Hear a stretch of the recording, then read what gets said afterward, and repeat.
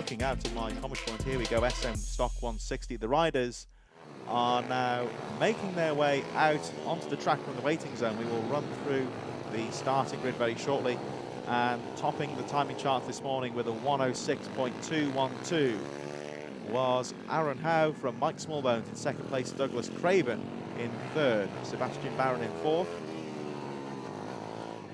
It's our first race of the day, of course. Ben Nixon and Nathan Summers in sixth position. Andrew Jones, Tom White currently seventh and eighth on the grid.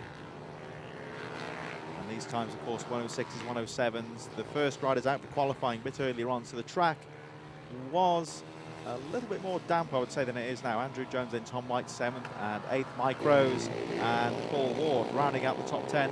Scott McGivern in 11th place, Nathan Smith in 12th. Peter Wadsworth and Simon Bastow 13th and 14th position.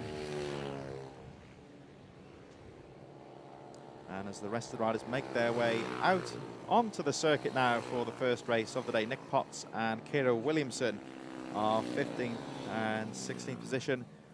And I believe now rounding out the grid, we should be having Mark Hancock, and not sending a time there, Mick Lord. Rounding up the field, 18th there, Paul Bingley and Harry Webb.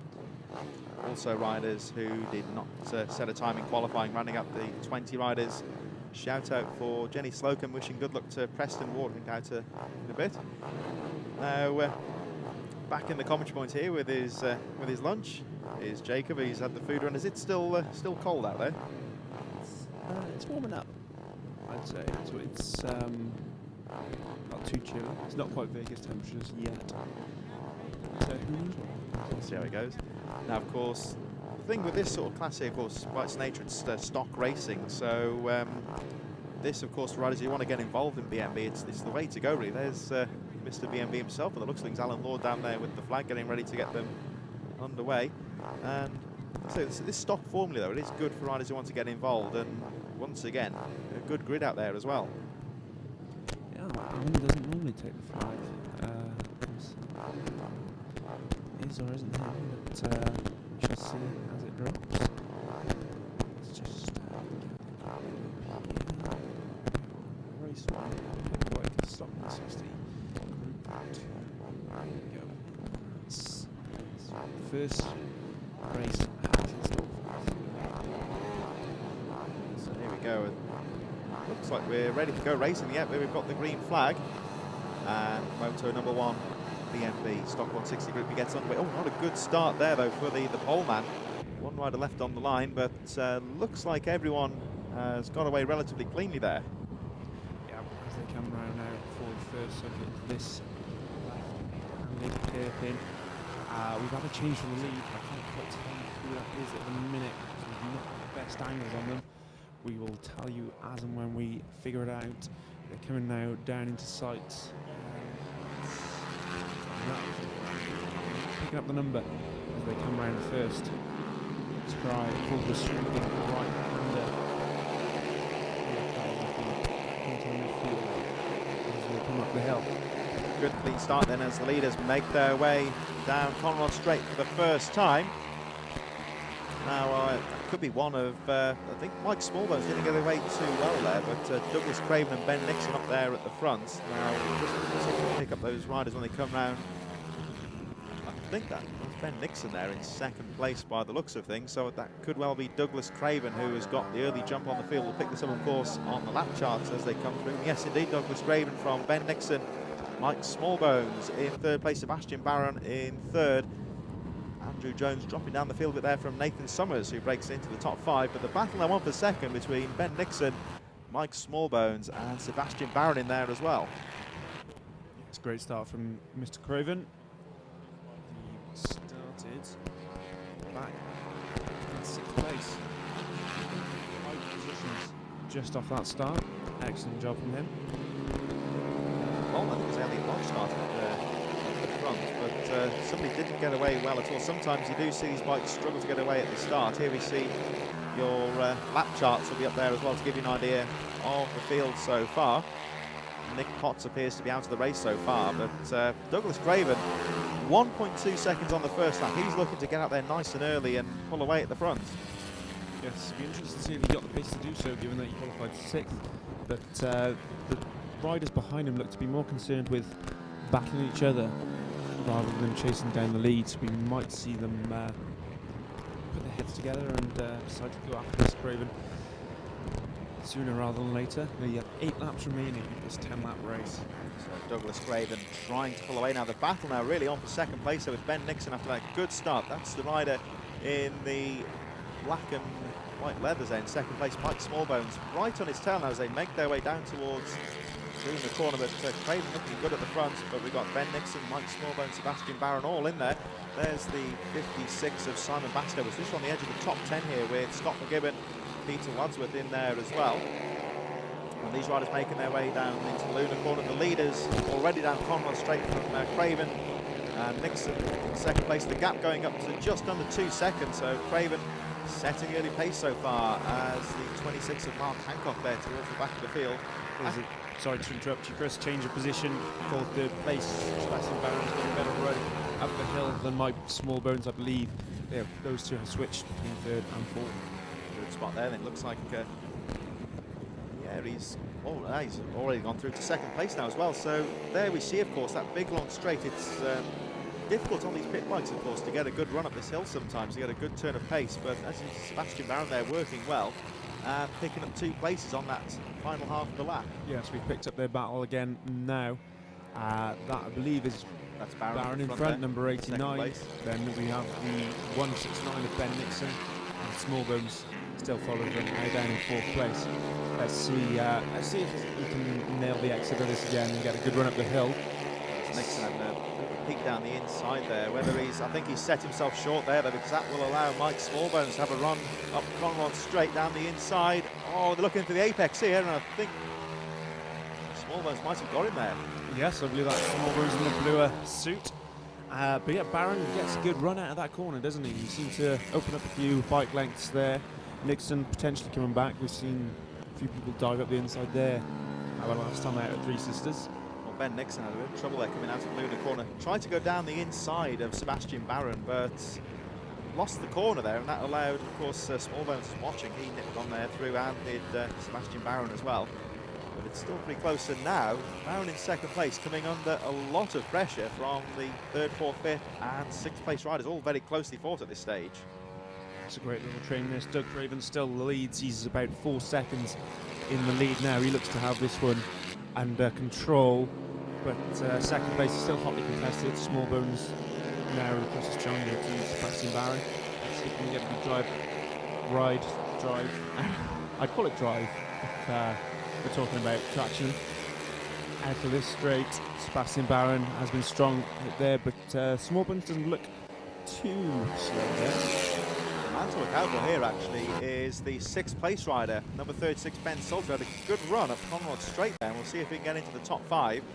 This, of course, is great news for Doug Craven, who got the jump on the field early on. He's cleared away from this now. The battle on second. Oh, as Smallbones had a peek down the inside of Sebastian Baron there. Very close battle for second place. There is Ben Salter, the rider I just mentioned. He's starting to make inroads.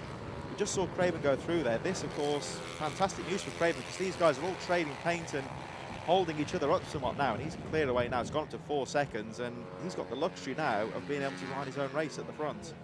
Yeah, so Ben Nixon just lost out a few places there. Dropped down 2 positions. Following now. Smallbones gets very close to the back of Baron once more. Let's see him come up the hill. Side by side. Nathan Summers trying to go defensive there, but I think Salter had the line. Fantastic there. He's gone up to 5th place. If any one of these 6 could find themselves on the podium at the end.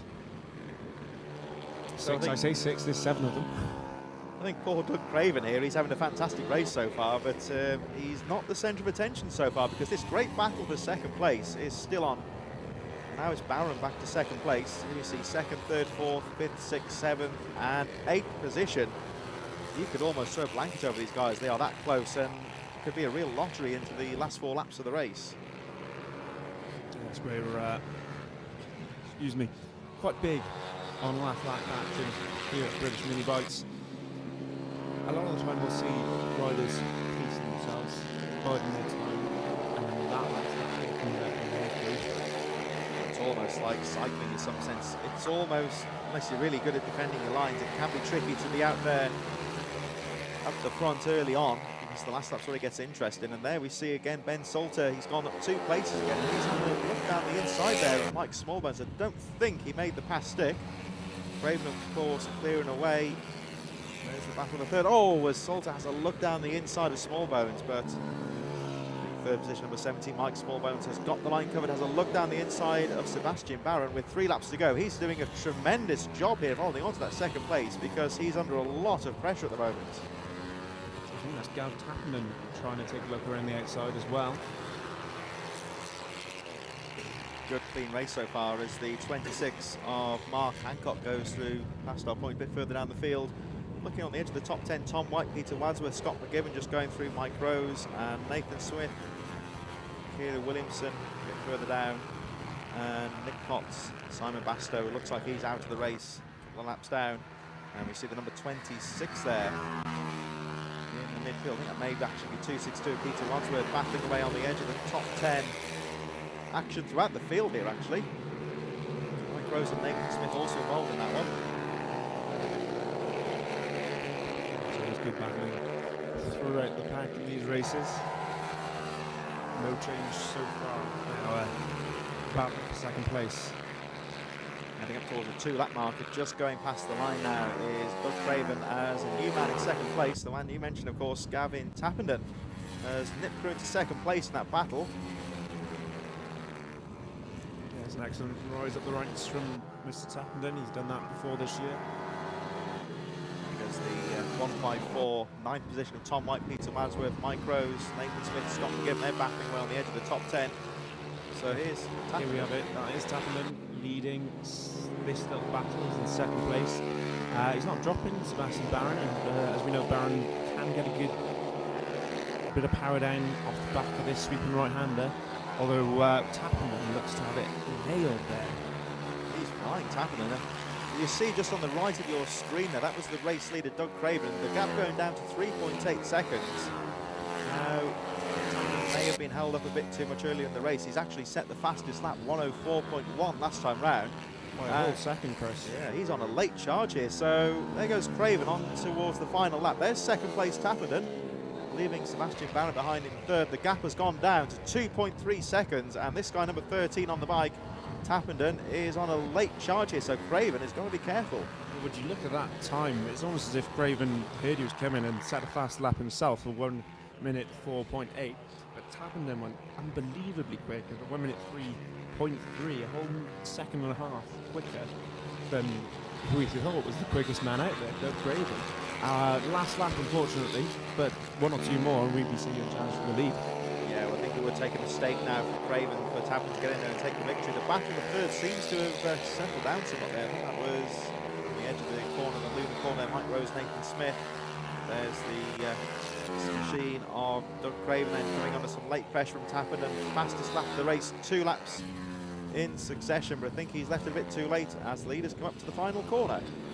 Yes, Doug Craven takes a well-deserved victory. Tappenden is so close behind him. He cuts the advantage down to just 1.3 seconds, another lap, and that would have been a battle for us. But Doug Craven makes the most of the advantage he gained off the line and takes the first win of the day. Tappenden second, Sebastian Baran holds third.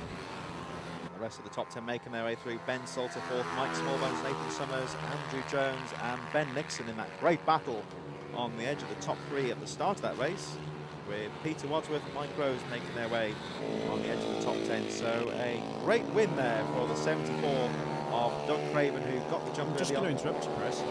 There's no checkered flag, and they still appear to be racing. Quite right. It's, I think I wonder if there's been a misjudgment at the finish line, because yeah, it's showing it here as the race is finished, but checkered flag's not gone out yet. Let's keep an eye on it. Craven's still ahead of Tappenden. Well, I think the riders are being wise here and racing to the flag, of course.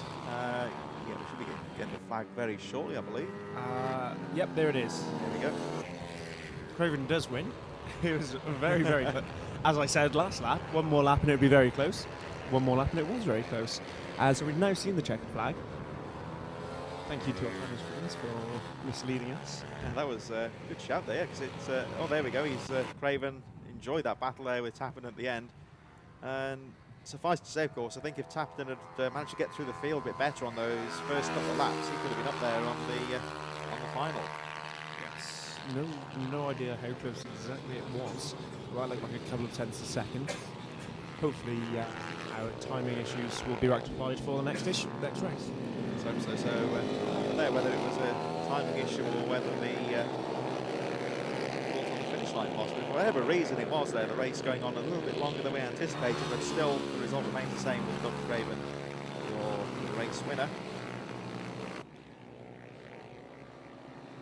And of course, the next race coming up is BMB 160 Group 1. Great thing, of course, with these more stock-based bikes is it's all down to the rider, really. They're very equal machinery, and it does equate to some good racing as well. This, of course, for guys and girls looking to get into British mini bikes, this is the good thing, of course, is that you can get involved in this at a modest price and get yourself set up with a bike and come out racing. Track days, of course, to not only practice but learn the way the bikes handle as well. And check out the BMB Facebook page and British Mini Bike website for more details if you want to get involved in this type of racing. And here we see the race results, as Doug Craven is your race winner, 1.3 seconds from Gav Tappenden, Sebastian Baron, Ben Salter, and Mike Smallbones rounding out the top 5. Nathan Summers, Andrew Jones, Ben Nixon, Peter Wadsworth, and Mike Rose on the top 10, but 8.6 seconds covering the top 8 riders. Goes to show how close things were.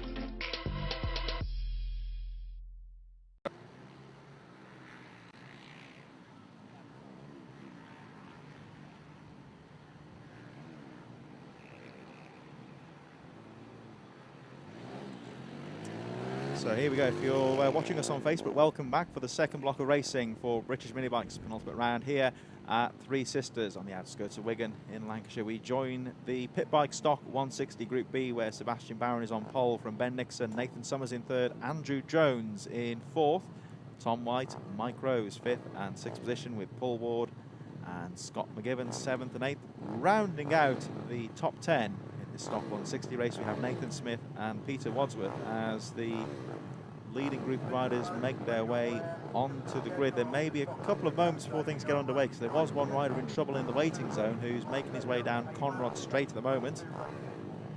So as soon as that lone rider gets back to us on the grid, we'll be able to get things underway. And that was the number 89 making its way through there. So the rider appears to be okay, but we're just waiting for that rider to join us. Simon Bastow and Nick Potts 11th and 12th, KIERA Williamson, Mark Hancock 13th and 14th position. And then the rest of the field not posting a time in the qualifying. We have Mick Lord, Paul Bingley, Harry Webb, Gav Tappenden starting from the back of the field, joined by Ben Salter, Peter Wadsworth a little bit further back. So we are just waiting for our final rider to come around. I think we are ready to go now. So the green flag goes up and away they go. Oh, good start there from the pole sitter. I think that was getting underway. Everyone's away cleanly into the first corner. Quite a short drag into that first corner, so far today it's been quite close, but touch wood, there's not really been any incidents on that first corner. Nope, nothing as yet. And Sebastian Baron leads the group around, finished third in this race earlier. Our winner, Doug Craven, is not out for this one. However, second place man Gav is So Tappenden, of course, not posting a time in qualifying, so we're interested to see how he gets on as he fights his way through the field. Now this, of course, is at a disadvantage on this first half lap when everyone is trading position. It's quite a slow pace further down the field, so he's got to get through those slower riders as quickly as possible. The pack now opening up down Conrod Straight for the first time. Just where Tappenden, he's in the midfield already. White helmet made a number of places off the grid. Through the first lap. Our time is still showing, as you can see on my left hand side there, the results from last race. Just a quick reminder there for Joe Dickinson that he missed out to Chris Weston. I'm sure things will refresh. Well, that's Tappenden there. He's got to be well into the top 10 now, isn't he? Number 13.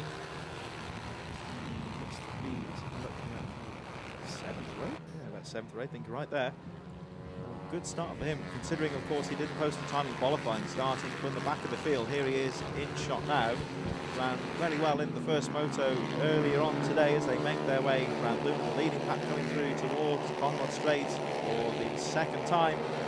Charging down the back straight, Sebastian BARAN is still the race leader. I make it 6th place that Tappenden's in at the minute. That's him on screen there. Soon to be challenging 5th by the looks of things. Let's follow him over the hill. It may well be into Joey Dunlop corner. He makes the move. There they are, and in fact, over the top of the hill he's done it. So Tappenden up to 5th. Smart money may well be on. It's always interesting to watch a faster rider coming through the field, how the racecraft, of course, is very important. They can't hang about, of course, by getting past these riders, but equally, they don't need to be bulled in a china shop either, because if they get tangled up with somebody else, then that's race over instantly. It's something you have to consider, particularly when the riders are less experienced than yourself and perhaps may not be as aware of all the overtaking spots. Particularly for a faster rider, they can overtake somewhere where other people may not be able to, but then people aren't necessarily looking for it, and may well incident by no fault of anyone's, other than the fact just unexpectedness. It's like an oversight almost, isn't it? Like you say, it's if you've got riders who aren't expecting him to be there. Oh, but he's really egging every ounce of horsepower out of that machine down Conrod Straight. Goes through once again, and that'll be him in the top 5 now. So looks like Ben Nixon also well placed. Nathan Summers up there as well. So he's got through the easy riders, for want of a better phrase. Now he's got the tough ones to crack. We'll update these positions just as soon as possible, of course. But I think now in 2nd place possibly, as the rest of the top 10 make their way through. Here's the action at the front. So just refreshing our timing systems here. We've got the Euro Transponder 5 showing as the leader, so I'm not sure BARAN has managed to hold it. Tappenden in 3rd place. Nixon started 3rd, showing James out of 4th place, started 8th. 5th, Tom White is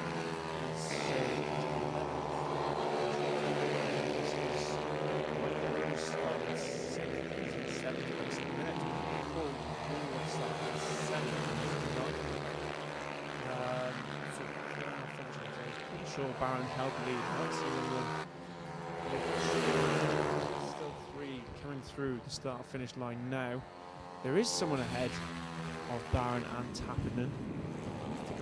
It's unidentified rider, isn't it? Tappenden fastest lap of the race last time round. Interesting to see, actually, been watching the riders going through the S's compared to some of the riders. Of course, this is the stock beat, some of our slower qualifiers compared to some of the more expert riders. Just how much more aggressive some of the quicker riders are through the S's as the back line of the top 10 make their way through Valley up towards the S's that we were just talking about. And here we see Tappenden, I think, is up into 2nd. Let's see if I can grab the number in the window of this first rider. It's 74. Scroll. Well, he was in the lead because Tappenden swept around the outside of him. So we'll pick up with that 74 in a few moments. 74 is Doug Craven, our winner from earlier. I did wonder if that was him, given that he wasn't showing on the grid for some reason. But yes, Doug Craven then is in 2nd place, our winner from the race earlier. Tappenden, who finished 2nd, is up into 3rd.